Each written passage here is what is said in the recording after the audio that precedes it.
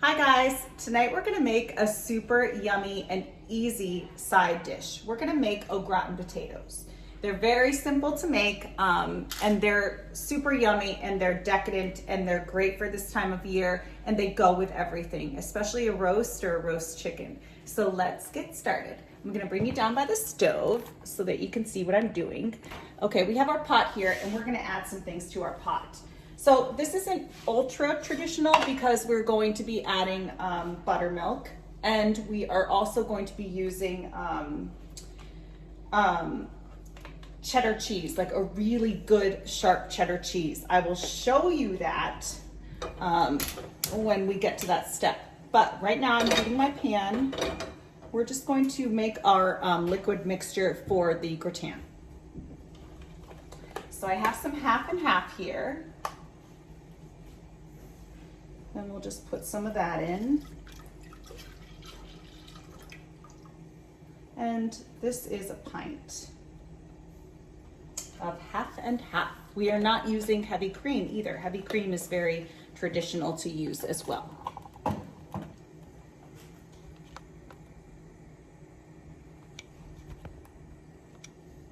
All right, so we've got that going. We're gonna add some buttermilk, and this is low-fat buttermilk. So we're kind of cutting out some of the fat because we're not adding heavy cream.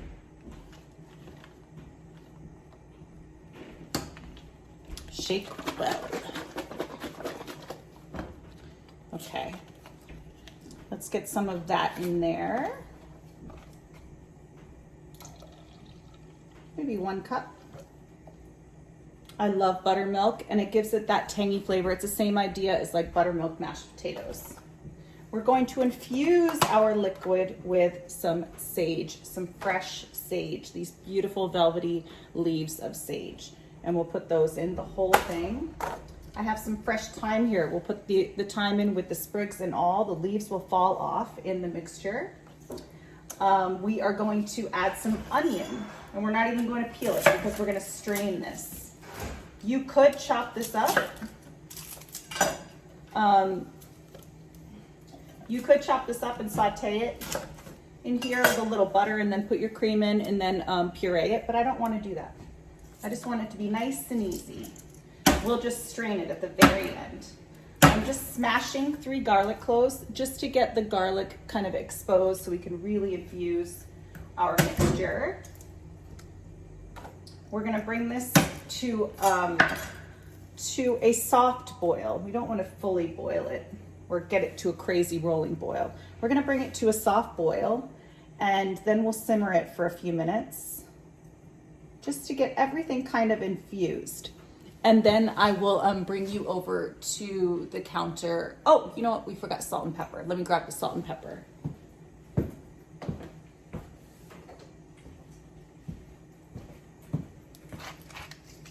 Here's our pepper mill. I just filled our pepper mill.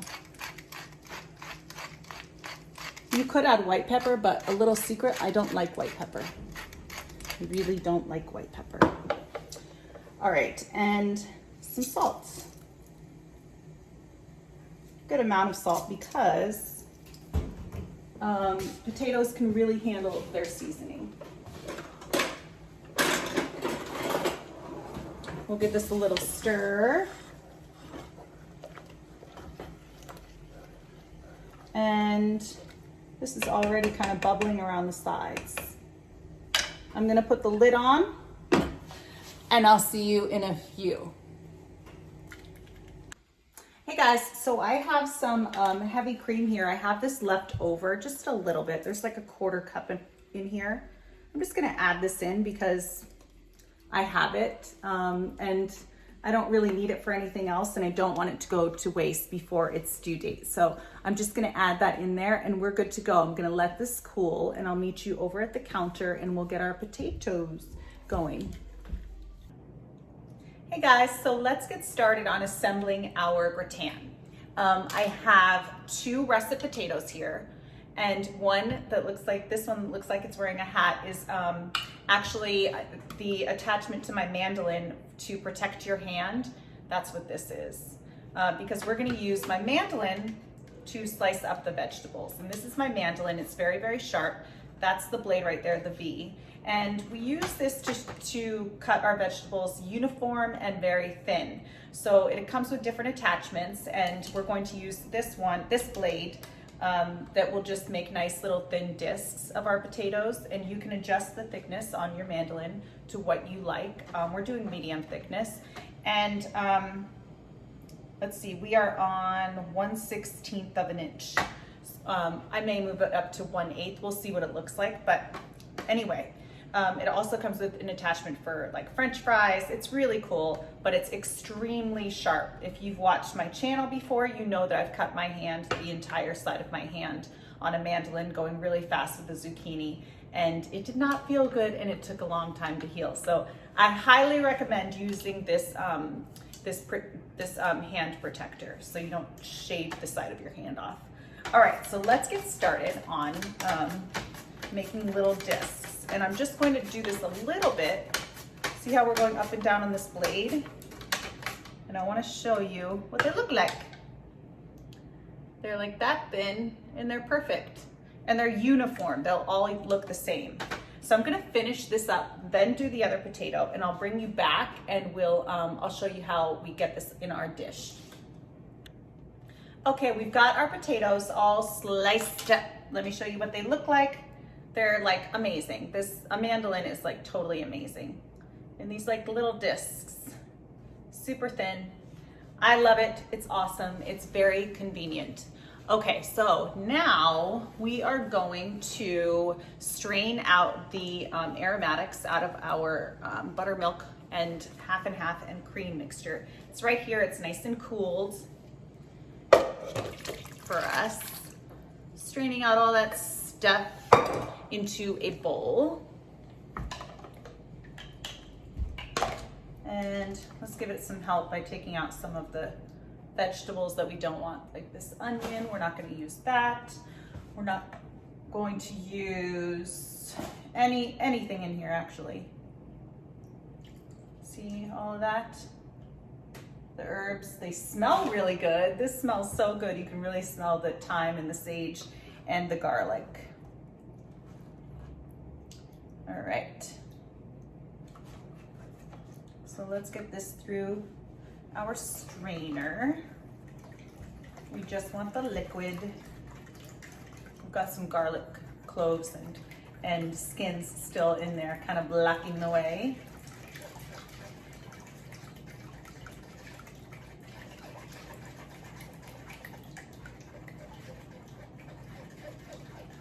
All right, good enough. Done. So we've got our very aromatic, yummy, delicious liquid here. So I also have, I wanted to show you, I have some really super delicious cheese here. I have a 13-year cheddar. It's so yummy. I've already grated it, but grated some for us. It's so yummy. It's so delicious. Very sharp, very full of flavor. And then I have some pecorino here, and you can use Parmesan if you couldn't find pecorino, or if you don't have it, or if you just prefer Parmesan. But pecorino is a sheep's milk cheese, and it's more sharp and tangy and almost more pungent than Parmesan. Parmesan is a little more mild and nutty. The texture is somewhat similar. Parmesan is a little harder and a little more grainy, like crumbly, but they're both delicious. But yes, you can substitute Parmesan if you like. Sometimes I actually do. All right, so let's assemble in our little dish here. You can use any baking dish, oven-proof baking dish you have. And I like to really kind of like keep them like this. Just like that. So I'm going to kind of set this up to make sure we have like creamy middle and then, you know, toasty, yummy edges. And I'll show you what it looks like when I come back. Okay guys, this is what it looks like when I've assembled it look how beautiful that is. It's so gorgeous. So then I want to show you what we do next. Okay guys, I brought you down to the stove so that you can see better what this looks like and how delicious it looks and what I'm doing with it. So let's bring you down here. Look at that. Look how beautiful that is. See how they're in that nice little row? I've already put a little bit of pecorino on top. Just a little. And then a little bit of our delicious, yummy, yummy 13-year cheddar. And then we're just gonna layer just a little bit.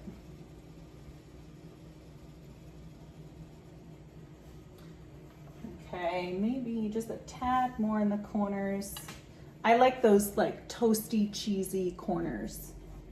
All right, now this is our liquid. Our cream mixture, cream, buttermilk, and half.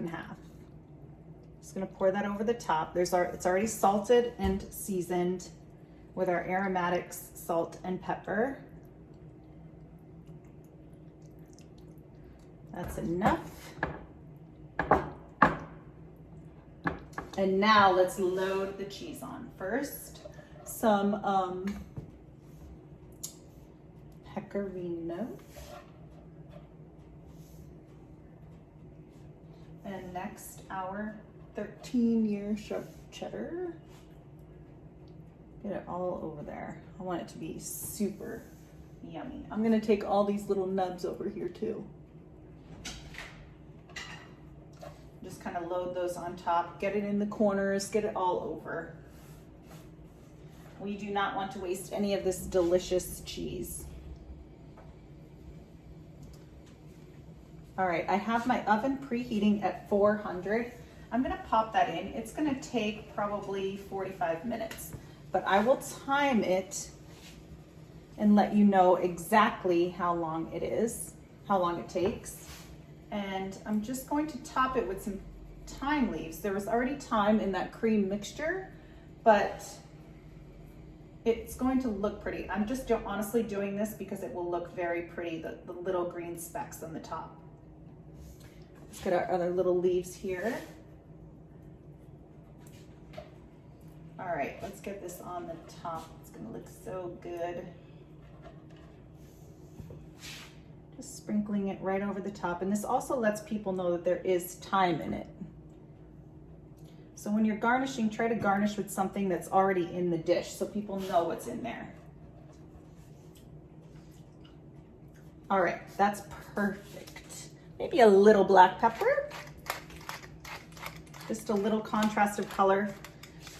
It looks appetizing, but it also gives it flavor.